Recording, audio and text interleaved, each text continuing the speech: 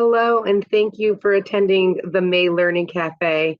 We are very excited to have three panelists join us today in our discussion on simple steps, creating a healthy environments for children.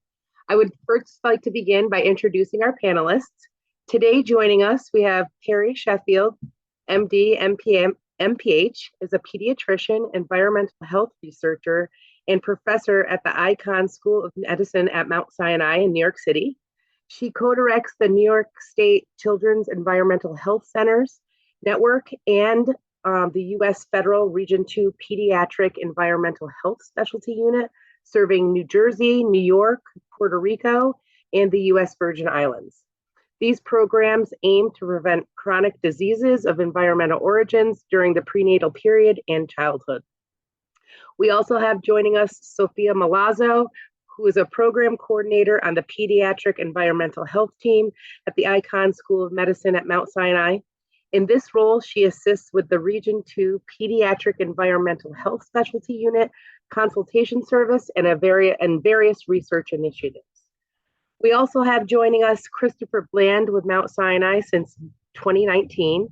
He's a program coordinator and certified asthma educator with the Region 2 Pediatric Environmental Health Specialty Unit and the New York State Children's Environmental Health Centers. Christopher's primary day-to-day role is with the center's telehealth medicine program for pediatric asthma patients, where he counsels caregivers of children with asthma on asthma management and reducing environmental triggers. His expertise lies in program evaluation, children's environmental asthma, and environmental justice. Well, without further ado, I will now pass it on over to our panelists. Thank you, Brooke.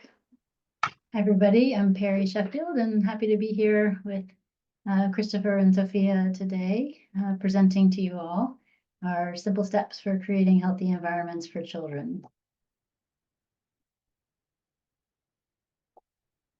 Our program that you're going to hear about today received some funding from the CDC as well as through the Environmental Protection Agency.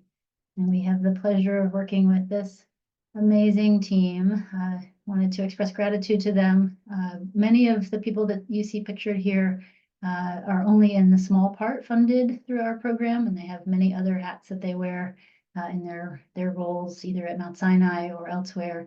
They include pediatricians like myself, experts in neuroscience, in communication, in evaluation. We have program coordinators. We have occupational and environmental medicine doctors, public health specialists, and social workers and industrial hygienists. It really takes a team to think about and figure out how to create healthy environments. We're going to kick it off with a case. So this story is about a middle school student who had asthma that was well controlled for many years, but upon resuming school one fall, his mom noticed that almost every afternoon after school, he was having an asthma attack. And this was not normal for him. And he went to seek care with the pediatric pulmonologist who was helping manage his asthma. And they started asking more questions. And they started working with the school team. And after a bit of an investigation, they had figured out that it seemed to be that his symptoms were triggered when he was in his last class of the day, which was the music classroom. And so naturally, they started thinking about what was in the music classroom that might be triggering his asthma symptoms. They even looked at the instruments. Maybe there's some kind of contamination, but the instruments were well maintained, very clean. It did not seem to be an obvious trigger. But then after more sort of thinking together, brainstorming, thinking about the timing of the day, thinking about the location of the classroom, they realized that the classroom was located right next to where all the school buses lined up, waiting for children to be let out. And it was the practice, it wasn't the policy, but it was the practice that a lot of those school buses would leave their engines running. And so a lot of the exhaust was coming in the window. It was a mild fall and the window of the classroom was open. And it was coming in the window and it was really affecting the air quality for that child. And when they worked with the school and actually started enforcing, which was already a policy that the school buses wouldn't idle their engines outside of the school, but they needed a little bit of extra reminding to do that. that actually took care of the issue. And so without having to go to the emergency room, without having to change his medications, they were actually able to get his asthma under control and probably help a lot of other children in the process by improving the air quality. So that's a case that our Children's Environmental Health Network colleagues handled. And to tell you a little bit more about these networks, I'm going to pass it off to Christopher to tell you about NiceCheck and PACEU that we call it. Hi, everyone. Good afternoon. Thank you for joining us. So yes, Perry, Sophia, and I are part of a larger network called PACEUs, which stands for Pediatric Environmental Health Specialty Units. And they were founded to provide education, consults, and research by staff pediatricians. There's occupational and environmental medicine physicians, toxicologists, nurse, and other health professionals. We are specifically Region 2 that serves New York, Jersey, and U.S. Virgin Islands. Next slide, please. And here, this slide is just showing you a map of our PACEU regions. We have about 10 different regions that serves different regions throughout the United States. And then you can find more information about the PACEU at paceU.net. Next slide. So I want to make this a little bit interactive, so we can take a minute to just really quickly in the chat. These are some exposures or potential examples of potential health exposures that occur in early child education settings. I would like, a lot of people to sort of, if you can, just write in the chat, what do you think some of these images relate to regarding exposures in early childhood education environments? And if you want to pop it into the chat, we can go ahead and read some. We have art materials that's coming in, pesticides, perfect, chemicals, perfect. Right. Small parts. Yes, absolutely. Cleaning chemicals. So yeah, these are all correct. These are some of relevant exposures that can occur again in childhood education settings. We might have dust mite exposures from different stuffed animals or toys. There might be bleach cleaning products or maybe products with strong odors that might be triggers for those children that might have asthma or other respiratory issues. We have maybe off-gassing fumes from arts and craft supplies, cleaning supplies again, and then pest control chemicals that can also trigger those with respiratory challenges. So all correct. These are, again, some other examples in childhood, early childhood settings that could potentially cause exposure, such as mold inside classrooms, potential off-gassing of fumes and chemicals from play mats and maybe sleeping mats. Maybe there's a classroom pet that might sort of have dander that maybe some of the students might be allergic to. Maybe the classroom is located next to a busy highway. That could be a source of pollution, such as particulate matter, a source of noise pollution, a source of maybe carbon monoxide exposure, and then depending on geographical region, some inherent radon exposure from ground. So great examples as well. Yes, everyone is correct inside the chat. And so another thing is that children's environmental health is a relatively young field, which is blooming within the past 15 years. And smoking in early childhood environments was only banned less than 30 years ago. So still a relatively new field of work. But we work also on a statewide level to address concerns from these health exposures. We work in our mission of NiceCheck, which is the New York State Children's Environmental Centers, Children's Health Centers, and they're designed to prevent, diagnose, and treat environmentally related conditions for families across New York State. It is the first state-based model for pediatric environmental health services in the country, and New York now has dedicated pediatric champions across the state working together to protect and promote children's environmental health. We are situated at 7 different centers and children's hospitals such as Albany, Buffalo, Syracuse, Rochester, Westchester, and New York City serves as the coordinated center. And since 2017, NiceCheck has served over 151,000 families. We've educated over 32 health care professionals and trained over 1,700 leaders. So very, very proud of the work we've been able to complete over the past years. Okay, next slide, please. And so again, this is sort of our larger PACEU network. You can read more about sort of the formation of PACEU and our NiceCheck network and the sort of the link below that's been attached to the chat, and you can find out more about our organization. Next slide, please. Okay, and so Nice Check-in PACE conducts its work using the messaging framework Screen, Counsel, Refer, screening and identifying for potentially hazardous exposures, providing counseling, which can include provider education, consultations, or even clinical visits for families, and then referring to resources based locally to help with ongoing mitigation efforts. Next slide, please. And one of the main ways we put this framework into action is by using these clinical tools like our prescriptions for prevention. And these infographics serve as a product that not only bridges the knowledge gap between environmental exposures and outcomes, but also a useful tool to start meaningful conversations between provider and families. And they also serve to induce self-agency among community members. Families can now find answers and resources that they are looking for on their own. Next slide, please. And so I'll pass it over to Sophia to talk about some simple actionable steps. Thank you. So circling back to the case that Perry discussed earlier about the school buses idling outside this window, we want to frame each case that we're going to talk about today with some simple steps that you can use in your early childhood environment to help improve environmental health. So first off, most simply, air quality outside can affect health and learning inside.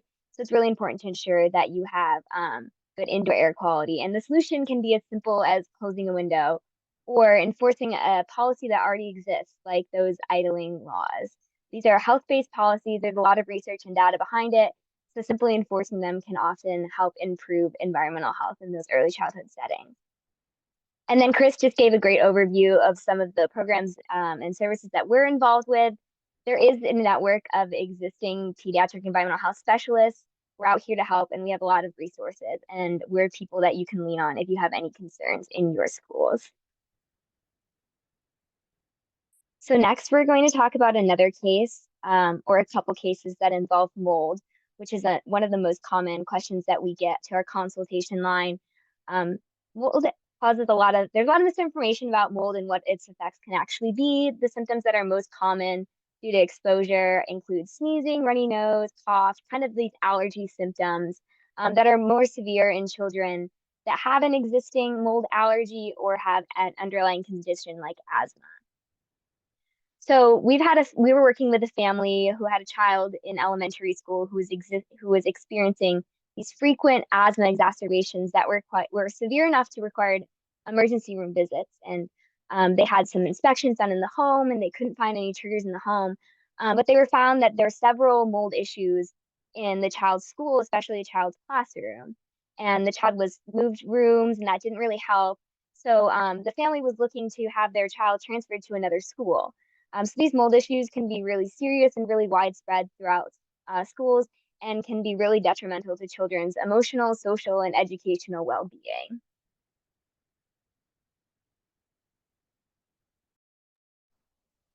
So while we're trying to give lots of examples about learning environments today, we wanted to acknowledge that the child's environment is obviously bigger than just the school environment, but that's a really important one. Their home, where they sleep, the neighborhood, places they go to play, other people's homes, and then the things that they encounter in between all those areas, the vehicles.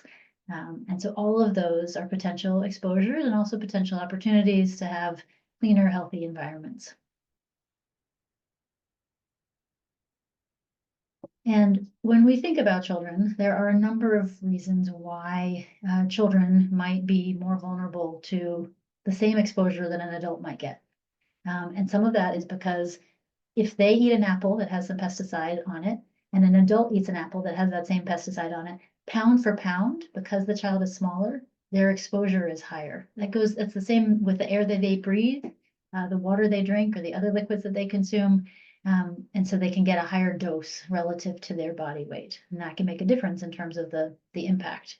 It's also because their bodies are rapidly developing. You, as early child care professionals and child learning professionals, know this probably better than the average person. But children are going through rapid development. It certainly starts in utero, but then it continues, particularly in those first few years. But we know actually all the way through adolescence, lungs and brains are still growing and developing. And so exposures that happen during those periods can have more of an effect than after organs and the body is fully developed. And And then there's behaviors that children do that make them more likely to get exposed in the first place. That normal hand-to-mouth behavior that they're doing sometimes puts them at risk based on where they're putting their hands and what they're touching. They spend more time relatively closer to the ground or on the ground than bigger people. And so all of those things translate into potentially different exposures as well. And the health effects are varied, impacting every potential organ system. We talk a lot about the respiratory impacts because certainly what we breathe can affect our lungs, our lung growth, and then our lung health, particularly if we have respiratory conditions. But there's certainly in utero and birth outcome effects that are affected by environmental exposures that can lead to prematurity, that can affect the growth in utero, lead to smaller, low birth weight. And it also, as we've started to allude to, it can affect learning and cognition. So thinking about how those exposures are affecting the brain health and our ability to learn.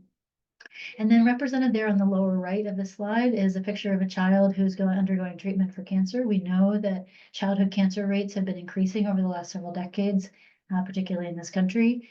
And that there is a role that the environment is playing in that too. So some of these thankfully, much more rare outcomes, but still important, are impacted by the environment as well. So the takeaway is that children are not little adults, and we need different considerations in terms of making sure that their environment is healthy for them.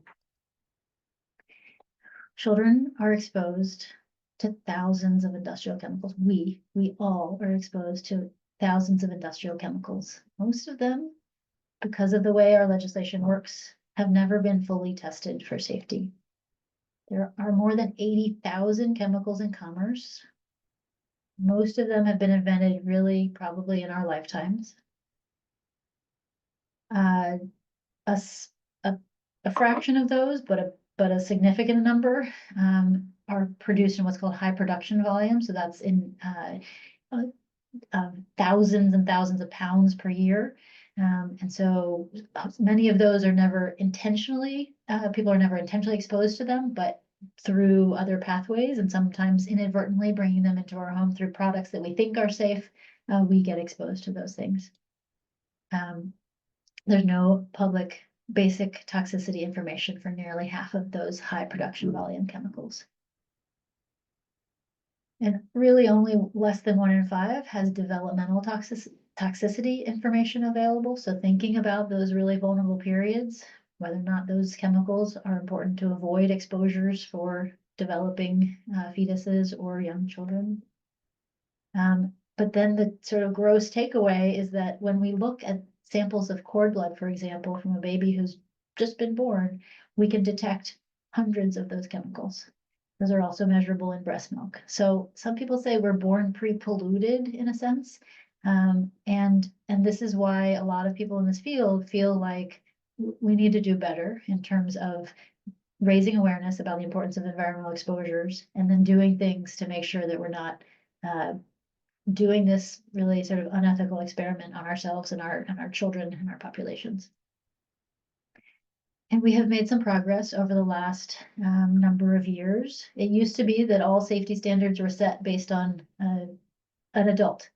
But then through work of Phil Landrigan and many of other people doing reports like this through the National Research Council back in the 90s, this was called Pesticides in the Diets of Infants and Children, that really started to bring in more attention and awareness to why these exposures early in life, even at low dose, can matter. And some of these points here in the bullets are things that I started to allude to. Children have a greater exposure relative to their body weight.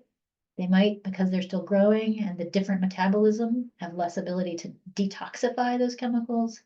We know through some tragic cases historically, like the thalidomide exposures that resulted in major limb deformities for children, that things can cross the placenta, so babies can get exposed in utero, and things like fetal alcohol syndrome. And then children who are exposed early, even if a disease takes a long time to develop, because they have a longer life expectancy, they might suffer the negative consequences of those, or the impacts might have time to develop. Back in the 40s, this picture was taken out on Jones Beach in Long Island. And if you can read the fine print on the truck there, it says DDT. And what you probably can't see is that it says powerful insecticide, harmless to humans. And many of you might be rolling your eyes because we know now in 2025, and we've known actually for many decades now, but we didn't know at the time that there were actually probably health effects of this. There were not acute health effects. The children there didn't get acutely sick by playing in the fogging. And this was treating an important public health hazard, right? This was trying to treat mosquitoes because we knew that those could certainly carry diseases as well. But this was a safer pesticide at the time. But we know now through things like low dose effects, endocrine disruption, other things that these can have long lasting and pervasive effects on humans as well as other animals and the environment. And so as we know better, we start to do better, and we hopefully can do better to protect children. This is challenged by the changing climate. And all of these things listed here are things that are being affected by our changing climate. And so it's not just that the science is better, and so now we know better and we can just make changes.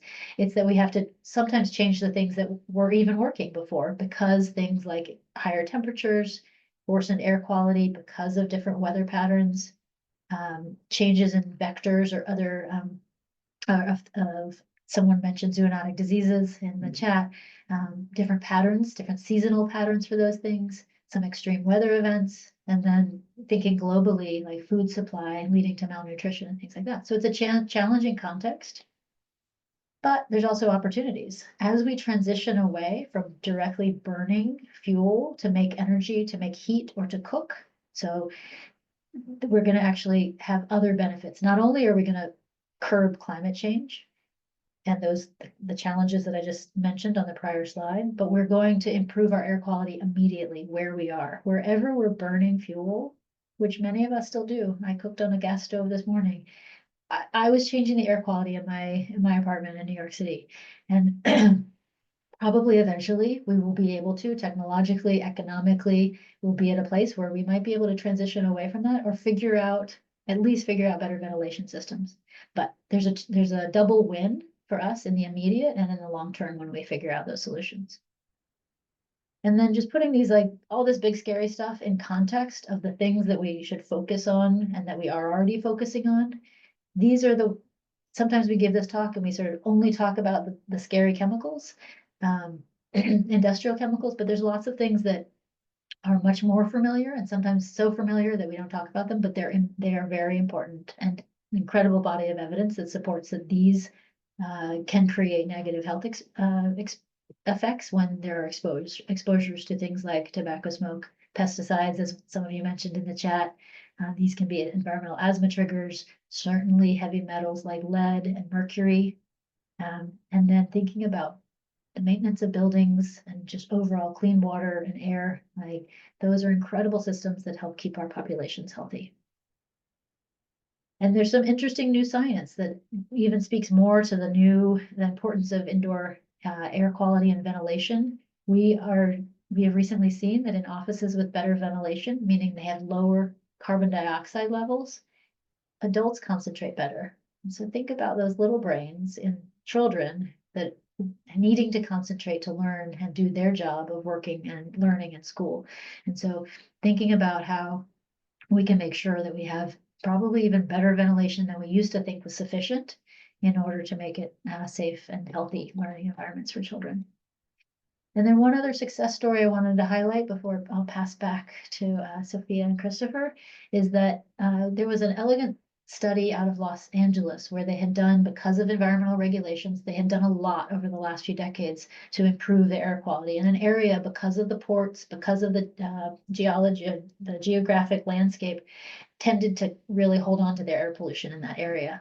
There was a lot of sources and then there was less transport of the pollutants out.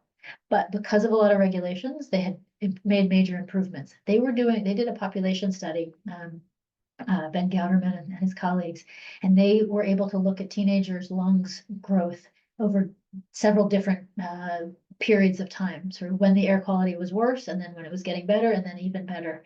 And they showed that these were kids that were otherwise healthy, but even among these otherwise healthy kids, they showed that their lungs were growing better, ultimately had a bigger capacity, and setting them up for a lifetime of better respiratory health and less risk in the long run of things like COPD and other respiratory diseases later in life. So there are some success stories. It's not all bad news about environment. We have made progress and we can continue to make progress. Even through simple, elegant solutions like this, a shading structure at a playground, they can make a big difference in terms of the tolerability and the likelihood that children are going to be doing the things we want them to be doing anyway, moving and playing and learning, while being able to stay cool enough, for example, to make that more feasible. Okay, and Sophia, back to you. So circling back to the mold case that we talked about earlier, proactive maintenance and early repairs are key. Water leaks of any kind can lead to mold if not repaired early. You don't need any fancy environmental testing if you think you have a mold problem. If you can see mold, if you can smell mold, there's mold. Another thing is to identify the unique exposures for children in your classroom. Think about where your classroom is located, where the windows face, maybe it's outside the bus loop. Think about things like art supplies, chemicals for science experiments, all those types of things that might be safe for adults, but are not as safe for children. And you can also work to identify children who might be particularly sensitive to indoor air concerns like mold and that that idling pollution, like children with asthma. Next slide. So that brings us to our next case. This one came to us from a mom who was concerned about the cleaning products that were being used in her son's school. Conventional cleaning products, sometimes ones that claim to be sanitizing or disinfecting, can have harmful and harsh chemicals that can be bad for children's health. And because of this, New York State schools are actually only supposed to purchase cleaning products from an approved list that are safer for children's health and the health of the environment. But in this school that this mom was coming from, the school was using products that weren't on this list and had a chemical that wasn't allowed. And her son was experiencing some rashes and irritation from the nap mats being wiped down with it. So mom herself was advocating with the school to change the products and at some point even supplying her own products for the school to use instead. And we want to just point out that, well, it's great that parents can be this fantastic advocate for their children's and for environmental health in the schools. Not all parents have the capacity to advocate in the way that this mom did, especially due to some systemic disparities facing schools.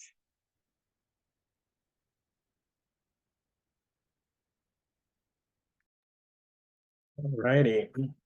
Thank you, Sophia. And I'll take it back over. I wanted to sort of go over and give you an overview on why some of these disparities exist in regards to accessing the important education and sort of services that families are sometimes able to get and some other families are not able to get.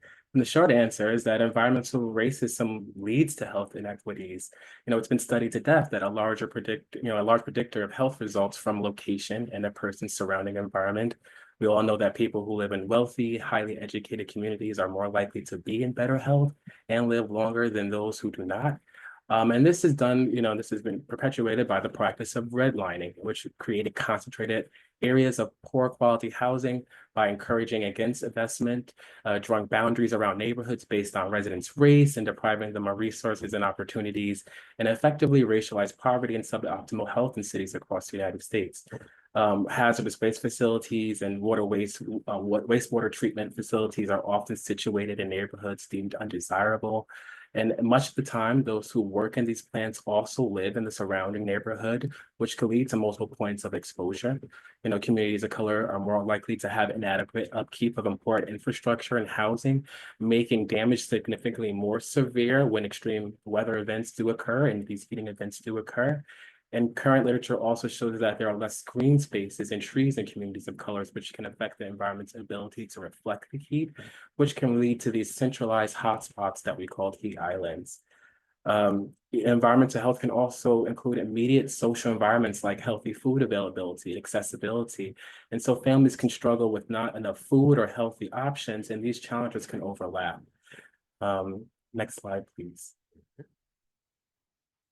And going a little bit more into sort of the impact of heat, right? Climate change is likely to bring longer, more hotter summers and severe heat durations. And, stress can vary, from heat can vary from person to person. Older individuals and children are more likely to be sensitive to heat and may depend on others for themselves to just survive. It could also based on different populations, right? Our solutions in rural communities will look different from our solutions in urban communities. Same with our transient populations who are experiencing homelessness and our population that have experienced recent immigration. There's challenges with energy efficiency and affordability. It's expensive to keep housing cool and contained and insulated. And solutions may also differ based on population, right? 50% of the heat-related deaths in New York City are Black African American people, even though they only make up 25% of the city's population. And so, thinking about our solutions in heat with regards to sort of where people are placed and sort of the access they can have to sort of cooling centers or cooling facilities. And so heat plays a big part about that. Children are often susceptible to heat more than the adult counterparts. And so next slide, please. And so here are some of the resources we're able to give sort of communities and providers. Again, this is a little bit going into more detail to our prescription for prevention. The left-hand side, you can see sort of like the what, right? So the action plan, what to specifically do when challenges like, extreme heat do occur. And then on the right-hand side, you can see a list of localized resources, where to go, who to call, and who to ask questions if you are experiencing some of these challenges that's inside the home. And then it can lead to sort of resources that are readily available, like such as the Heat Risk National Weather Service map, where you can see sort of hot spots and individual sort of regions that are more susceptible to these heat waves and these heat islands. So something that everyone can sort of access. Next slide, please. And then I also wanted to talk to you about kind of disparities that can sort of worsen conditions, respiratory conditions such like asthma and things like substandard housing. The graph on the left shows the percentage of those that live in homes with maintenance deficiencies or in poorly weatherized old homes with issues such as leaks, cracks, or holes. And these factors make it more difficult to avoid things like heat that we talked about prior and properly cool the home and make it more difficult to access help and prepare for extreme issues like extreme heat. Individuals without social connections, older adults, small children, chronic illnesses are more likely to spend a lot of time at home in the heat and are more susceptible to illness or death during the heat wave. And again, things like cockroaches and other allergies are more frequently found in poor quality homes and they're concentrated, these homes are concentrated in areas that were systematically underfunded through systems like redlining. And so in order to kind of tackle these challenges from different, sort of ways, we really depend on our community partners. Next slide, please. And that's why our partnerships with our community-based organizations like Little Sisters of Assumption, LSA, are so important. Here's where it's a family where you can see the conditions inside the home that included peeling paint and sort of dilapidated sort of appliances. And then next slide, please. You can see them actively doing an integrated pest management where they'll go in and plug all the holes and sort of they'll fix any maintenance related issues and structural damages in the home. And then next slide, please. You can see sort of the after, a complete change in renovation and lifestyle of the people that live there, where they no longer have to worry about sort of these ongoing and external kind of issues that they face. And so that's one less thing that they have to worry about. So we're really proud of our partnerships that we do have and maintain. And this is specifically from our asthma clinic, sort of the clinical side of our Nice Check organization. And with that, I believe I'll pass it back over to Sophia to talk about some more actionable steps. And so thank you all. Right. So circling back to the green cleaning case that we talked about, while parents can be great advocates, it's important to learn about the different resources that are available to you to address environmental health concerns at your school. Parent advocacy groups are great. So teacher union, school administration, So it's a good idea to brainstorm what are some avenues that you can explore if you have a concern in your school. It's also good to understand the challenges that are facing your student population inside and outside of school, and understanding that there might be some systemic disparities preventing parents advocating on environmental health concerns or even learning inside the classroom. And it's good to create an environment of self-empowerment in a space where parents and students and everyone is encouraged to speak up if they have a concern. Next slide. Which brings us to our last case.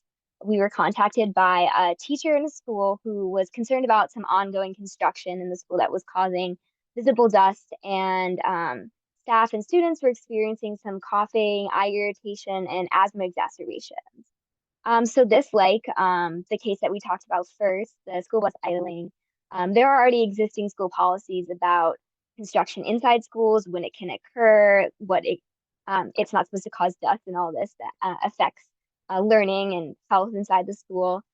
So like this case and all the cases previously, it's important to know about the ways that you can advocate if you have an environmental health concern. Next slide. Because you don't have to, anyone can be an advocate, and it's really important that if you have an environmental health concern or any concern in the school, that you know that your voice has power to incite change. But like we're saying, often these cases we deal with schools, we deal with community organizations. There's a lot of different players, so you never have to deal with a situation alone. So with that being said, here's some resources that we offer that might be helpful to you in your schools. The first is PACEU that we were talking about. I shared the link earlier to our overall website, but I'm dropping the link to our national classroom, which has a bunch of different like self-guided curriculums for if you want to learn more about environmental hazards. We work with the Region 2 PACEU, and we have a consultative service, which we've been talking about. And we have a phone line and an email line where anyone from the community, healthcare providers, schools, families can reach out to us if they have a particular concern. Anyone is able to do that. And then next slide.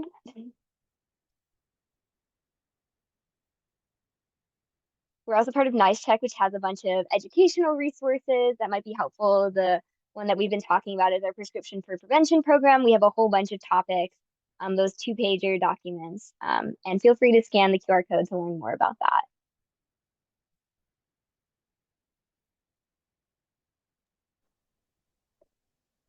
I'll give you just a minute to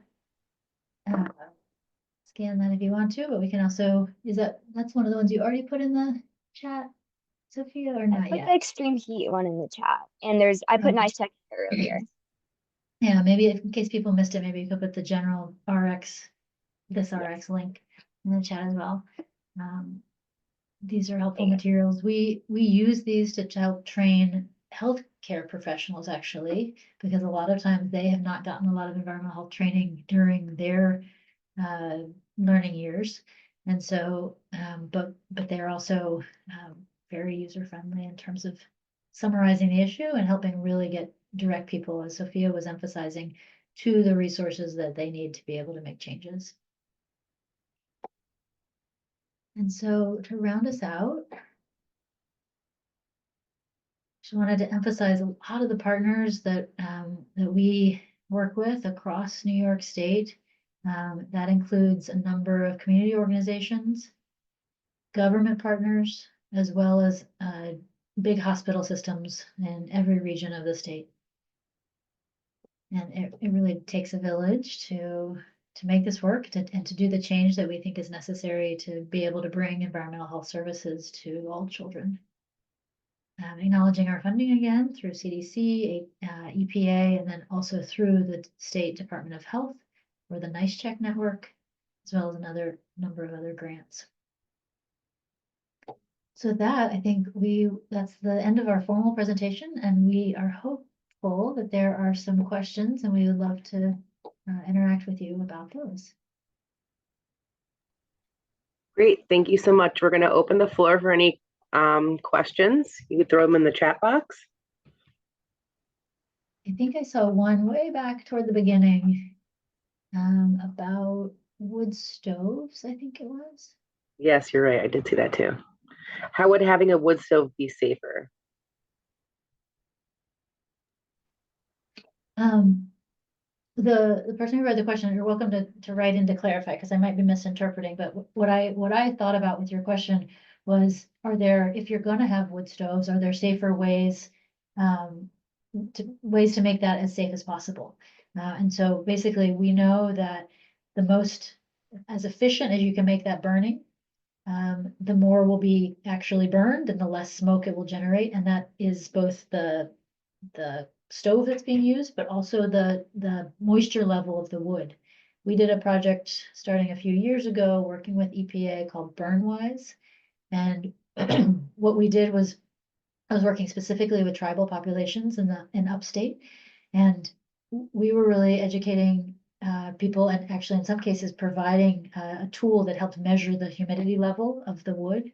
Because basically the wood needs to be super dry, because if it's wet, that moisture reduces the efficiency of the burn and makes a lot more smoke, and that translates into a lot more exposures.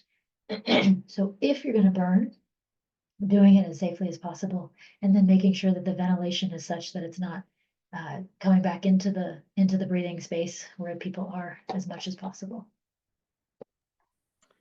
Considering the wood burn, I want to kind of go back to the wildfires that happened.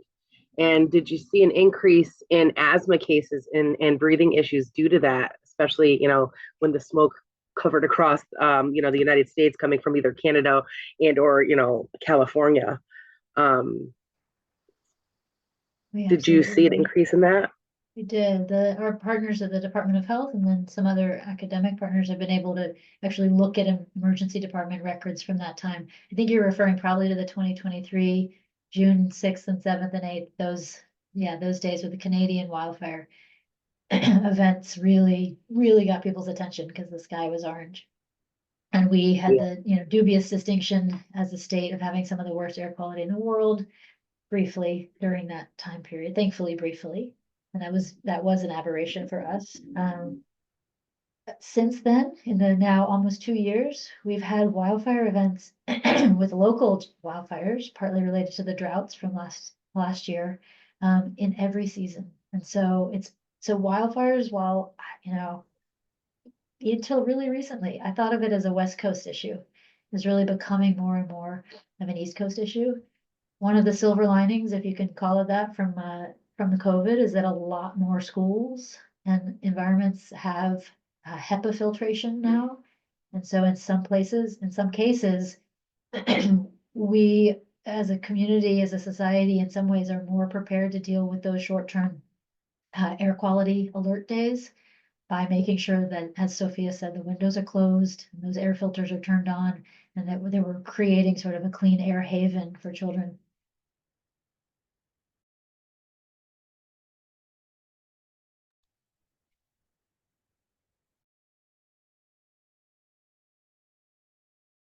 So if you scroll up a little bit, it says, do you work directly with teachers in classrooms?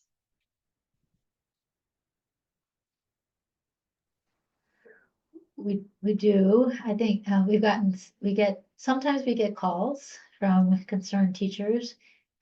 We've worked sometimes with teacher unions in order to, amplify certain messages. We're sort of coming at it from the child perspective. The unions are coming at it from a worker safety, but the reality is, as I'm sure everybody knows, that many of the people in these early childhood settings are in their reproductive years. And so we're often thinking about making sure that they're as healthy as can be. When we're thinking of it just about child health, we're thinking about making sure that the parents to be are as healthy as possible if children are going to be conceived and then during their development phase in utero.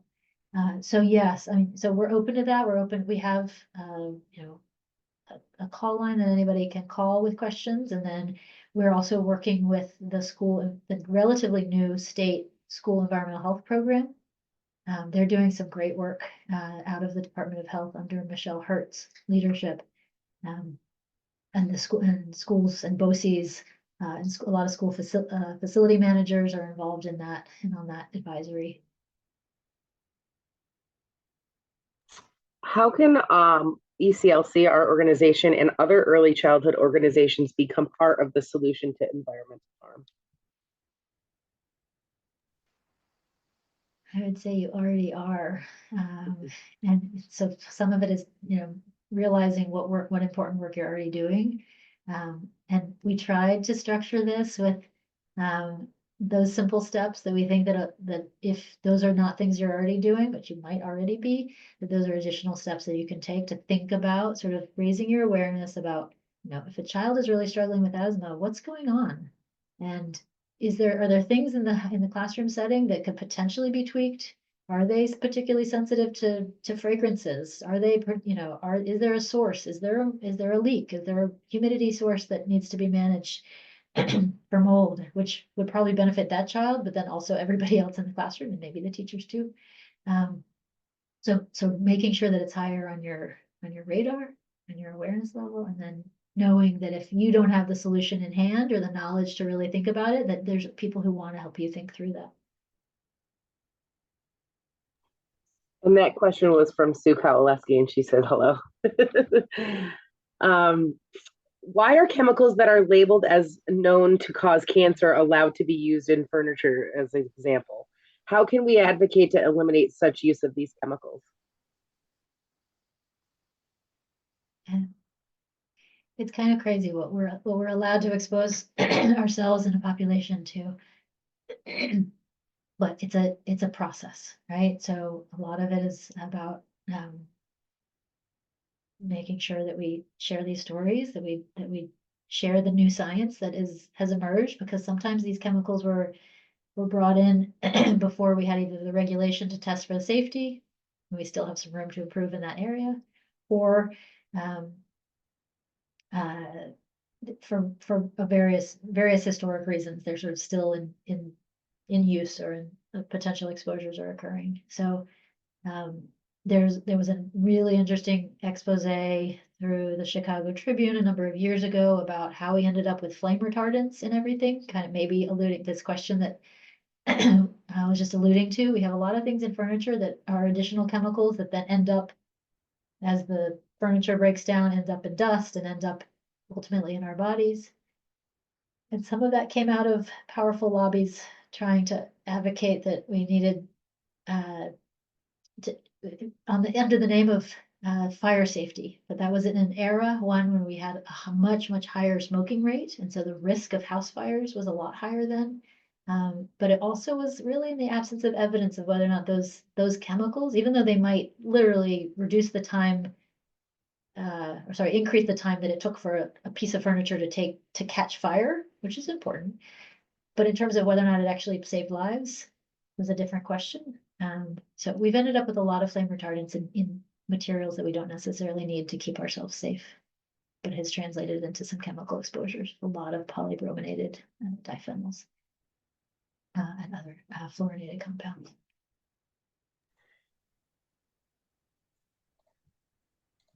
How can we communicate this with parents about environmental health without causing unnecessary alarm?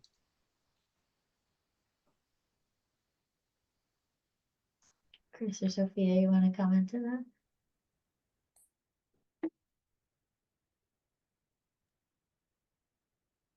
Well, that's something that we talk about a lot when we're creating our responses to the questions that we get to the consultation line.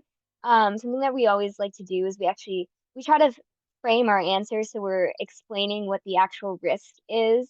And there's a lot of scary chemicals out there, but oftentimes we are not getting exposed to them, or children aren't getting exposed to them in levels that are particularly harmful. So being able to communicate when parents should actually be concerned and what they can do to reduce exposure. So we always try to make sure that if we're communicating about a hazard that is concerning, we try to share what families can do to reduce their risk if possible. We tried to model that in this talk in terms of giving you the information, which can be scary and overwhelming, but then also really talking about, some success stories and and areas that we've made a lot of progress. Chris, do you want to comment on that? You talk to a lot of families through the environmental health center. Yeah, and I think honestly, it's really just meeting families where they are, where like sort of the ability or the level that they want to sort of like be a part of, sort of being doing change and and sort of making those actionable steps. And like I mentioned before, our prescription prevention is a great tool that we use in the clinic and that the rest of the organization and network uses to really start these conversations, and not necessarily to sort of be extensive or to overload information, but just really short things of maybe if you haven't come across something like this, here's what it is. Here's to learn more about it, and here's where you can go if you do have any questions or if you maybe do face these challenges in the future. So I would definitely say using our arts prevention and sort of those educational models is one way that we do it, but also really talking and connecting with families of where they're at, where they are in the process of that self-agency of asking those questions, and also and educators as well. Great, thank you. I'm just looking at the Q&A portion, and it looks like there was a few that were going back to when we were talking about going into the schools. Are there costs associated with these services was one of the questions.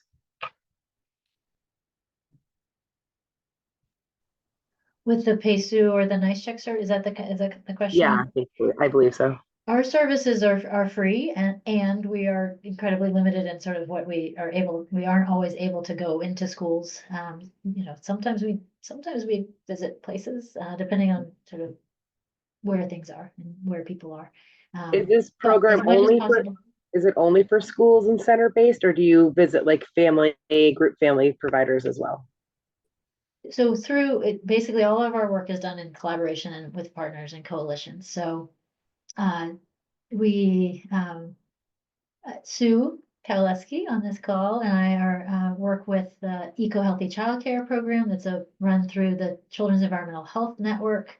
They are an incredible program, and they help really handhold programs who want to think about their environments in early childhood settings, education settings, and make improvements. Again, simple steps, things that are within reach.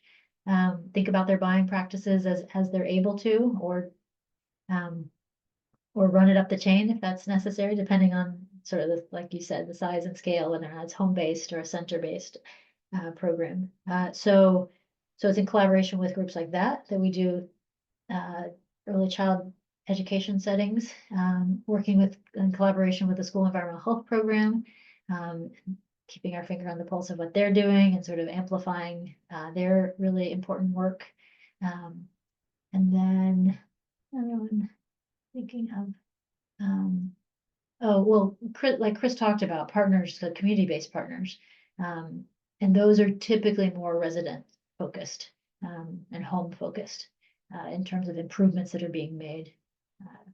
But increasingly there's opportunities and sometimes reimbursement options through creative work with insurance programs, because they're realizing that it pays to prevent.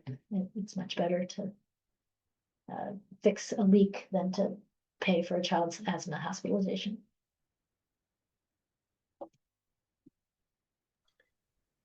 Can a parent reach out to you themselves to get assistance for their own child? Yeah, anybody can call us. We try as much as possible to work with local healthcare providers. And sometimes that's about helping the parent know what to say to the healthcare provider. And we get lots of questions about testing for exposures, and occasionally certain things like lead is something that we think all children need to be screened for. Some cases testing is not things that we think is helpful. Sometimes it's interesting, but it's not necessarily helpful. Because no matter what the test says, we're gonna recommend that, if we know an exposure is harmful, that it try to be reduced. Mold is a great example of that one. Is that the most common one that you see is mold? It's up there. Lead and mold are to the highest for sure. Because it's like that hidden mold, right? You don't know it's there. So Yeah, there's a lot of And there's been a lot of emphasis on, testing testing our bodies or testing the environment for mold. But as Sophia was really trying to get in there, is the message is like, if you see it or smell it, there's mold. Yeah. So paying to have it quantified and to tell you what species it is probably not going to be, is not going to change our advice in terms of the importance of taking care of the source. It's usually a leak or a high humidity situation. If bathrooms are not getting ventilated appropriately, or if there's an actual leak from a roof or from a pipe. I opened my cabinet under my sink one day and there was just a smell that I thought there must be a leak because that's not right. And sure enough, so you paying attention to what you're sensing is really important, and then addressing it. Because if you could cut off the water source, you basically can cut off the mold. It can't grow. And then if you do a proper cleanup, make sure that you're ventilating when that happens, then you're gonna get rid of a lot of the harmful exposure and potential from it.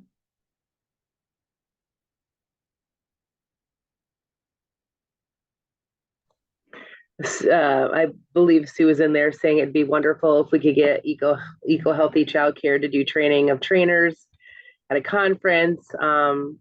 They need to get funding. They need funding to get them there. If the CCRC trainers could get trained, they would be able to go into childcare programs and give intensive technical assistance and get funded from OCFS to do so. So that'd be great. We've definitely had Sue come present for us a few times, and I know that she's been all around the state promoting the eco healthy. And I know that when she presented at one of our conferences that we had, everybody was like looking at the list of cleanings, and like I know me and my coworkers were like, we went back home and we were like taking everything out of under our sinks. We're like, oh my God, like everything we have is horrible. So that's why I say, like, sometimes this information can be really scary to parents when you see all that everything that they're using is really stuff that could be in the long term harmful. So Yeah, it's right. I still make changes based on hearing talks, my own talks, and then particularly talks of colleagues, and sort of like, okay, it's time for me to cut that out, or I need to do this. And yeah, it's like little gradual changes. And yes, big shout out to Sue.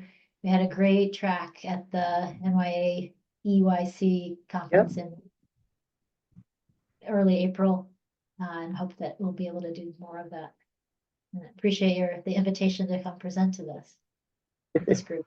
It was great. And thank you everybody for your questions and interest. Thank you so much for joining us today and providing us with this great information.